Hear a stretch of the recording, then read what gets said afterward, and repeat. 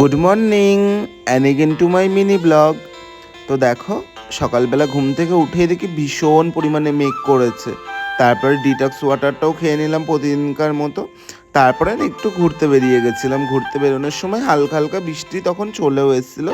মানে কি বলবো, মানে ভীষণ সুন্দর ওয়েদার ছিল, ভীষণ সুন্দর। আর বৃষ্টিতে ভিজতে আমার পার্সোনালি প্রচণ্ড ভালো লাগে। তো দেখো, এখানে বৃষ্টির ফোঁটা পড়ছিল আর আমার কি ভালো যে লাগছিল, মানে ভীষণ ভালো লাগছিল, মনটাকে ওটা ফুরফুরে হয়ে যাচ্ছিল। তো আমরা গেছিলাম একটুখানি ঘুরতে।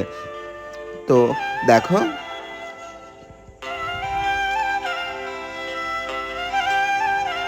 তারপরে দেখো আজকে ওয়েদারটা যে এত ভালো ছিল যে আমার মনে হচ্ছিলো শুধু ফোনটা নিয়ে ওয়েদারের দিকেই দেখায়।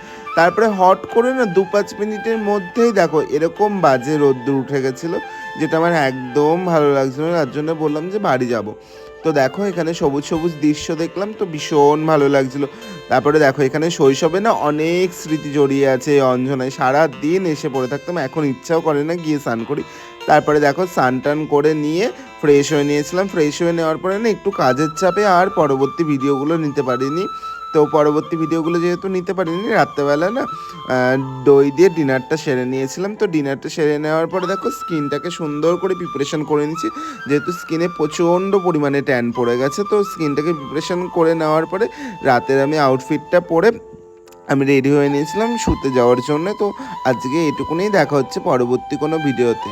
তো দেখো এখানে আমি স্কিনটাকে সুন্দর করে প্রিপারেশন করে নিয়েছি। প্রিপারেশন করে নেওয়ার পরে দেখো রাতের আউটফিটটাও পরে নিয়েছি। তো টাটা, বাই বাই, দেখা হচ্ছে পরবর্তী কোনো ভিডিওতে। তোমরা সবাই আমাকে সাপোর্ট করো, বাই বাই।